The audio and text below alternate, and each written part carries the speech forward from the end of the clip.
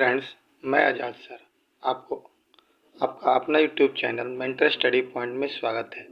जैसा कि दोस्तों आप जानते हैं कि मैं आप लोगों को आपके अपने YouTube channel mentor study point के माध्यम से पॉलिटी और हिस्ट्री की 12वीं क्लास की क्लास देता हूं, जिसमें ऑनलाइन और ऑफलाइन दोनों क्लास देता हूं। उसी के रिकॉर्डिंग में आज वीडियो बना रहा हूं, जो कल आपका टेस्ट है।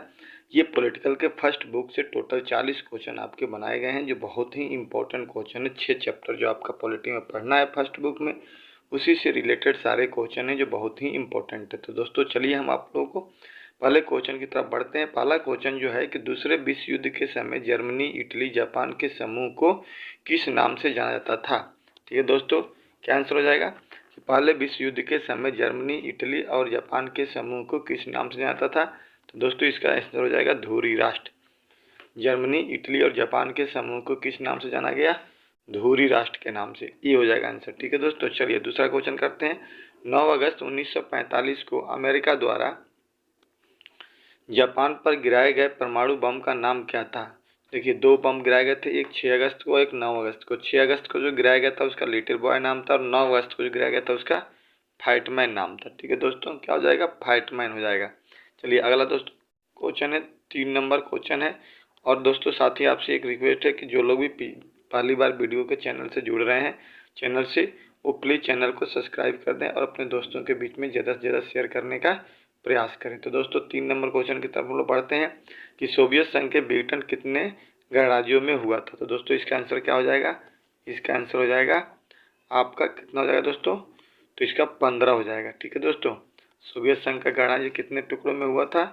तो 15 टुकड़ों में हुआ था। ठीक है दोस्तों, अगला क्वेश्चन 4 नंबर पूछ रहा है कि बाल्टिक गणराज्यों के नाम लिखिए। तो दोस्तों आप लिखिएगा नंबर 1 लिथुआनिया, नंबर 2 लाटविया और नंबर 3 इस्टोनिया। 3 देश थे बाल्टिक गणराज्य के, 3 थे दोस्तों। पहला का नाम था लिथुआनिया, दूसरे का नाम था लाटविया, तीसरे का नाम था इस्टोनिया।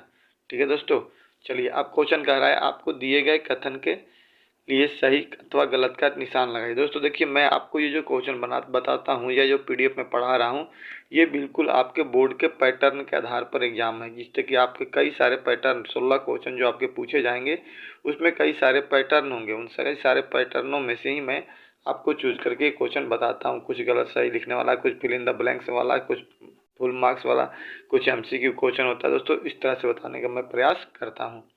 दोस्तों चलिए, तो 5 नंबर क्वेश्चन कह रहा है कि शॉक थेरेपी विश्व बैंक और अंतर्राष्ट्रीय मुद्रा कोष के निर्देशन में चलाई गई थी। बात बिल्कुल सही है। तो क्या हो जाएगा दोस्तों? इसका आंसर क्या हो जाएगा?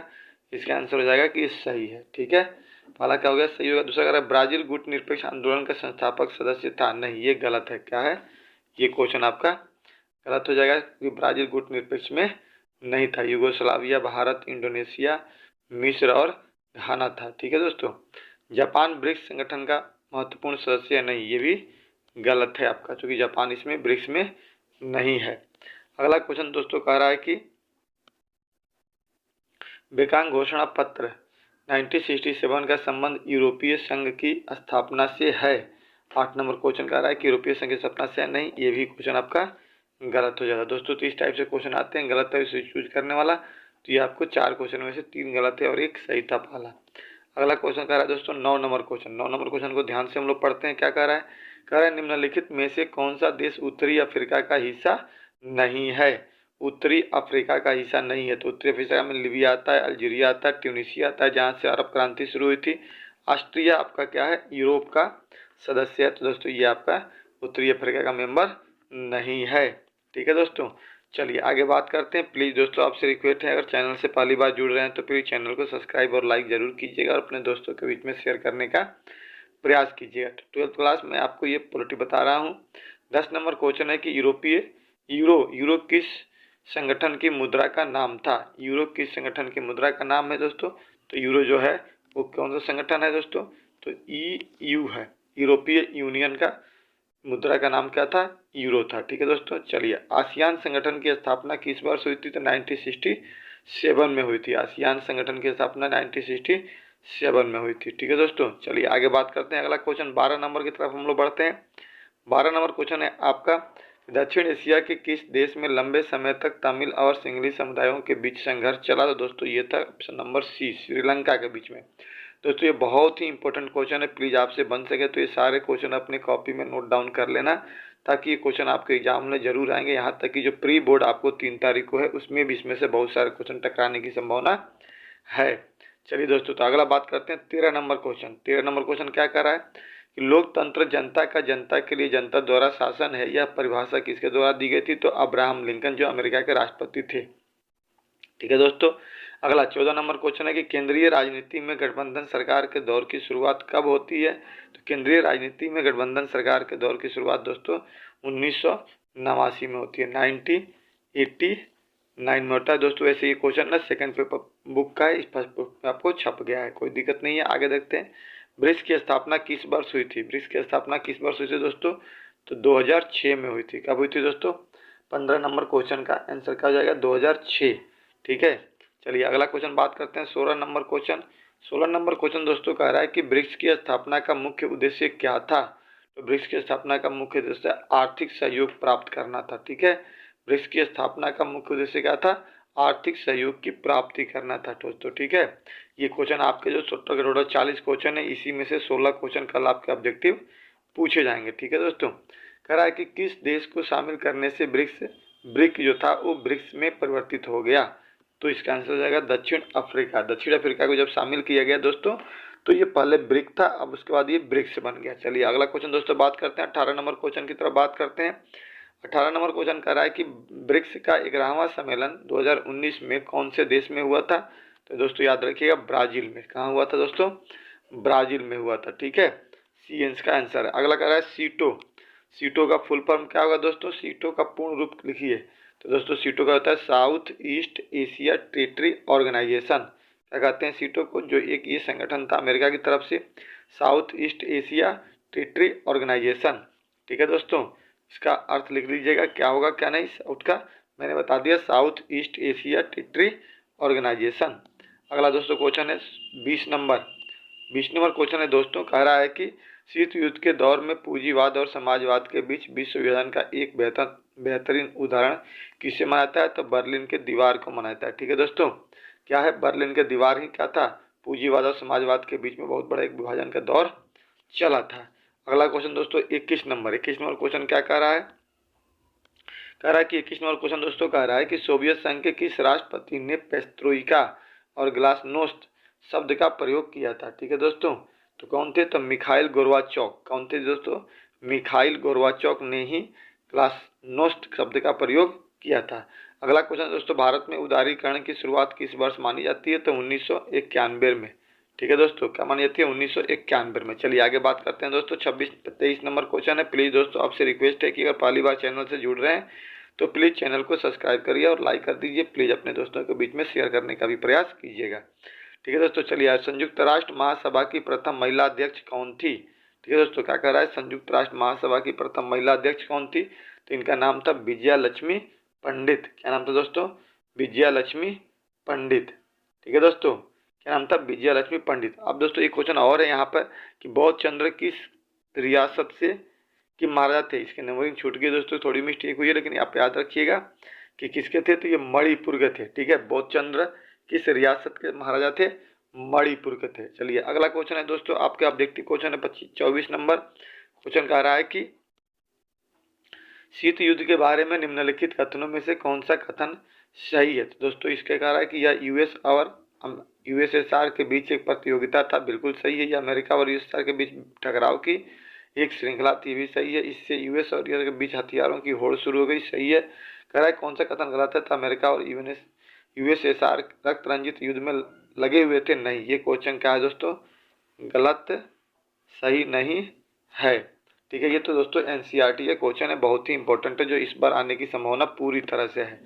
अब दोस्तों अगला कह रहा है 25 नंबर क्वेश्चन की तरफ हम बात करते हैं कि पश्चिमी गठबंधन की विचारधारा का क्या उद्देश्य था? तो उदार लोकतंत्र और पूंजीवाद की विचारधारा। उदार लोकतंत्र और पूंजीवादी विचारधारा। ठीक है दोस्तों, चलिए आगे बात करते हैं क्वेश्चन नंबर 26 की तरफ बात करते हैं। क्वेश्चन नंबर 26 दोस्तों क्या कह रहा है? कह रहा है कि निम्नलिखित में से क्यूबा मिसाइल संकट के दौरान सोवियत संघ का नेता कौन था? तो निकिता गुर्चेव थे। ठीक है, निकिता खुर्चेव थे। ठीक है दोस्तों, चलिए आगे बात करते हैं। अगला क्वेश्चन कह रहा है दोस्तों 27 नंबर। निम्नलिखित में से कौन पश्चिमी गठबंधन का हिस्सा नहीं था, पश्चिमी गठबंधन का हिस्सा यानी नाटो का हिस्सा नहीं था।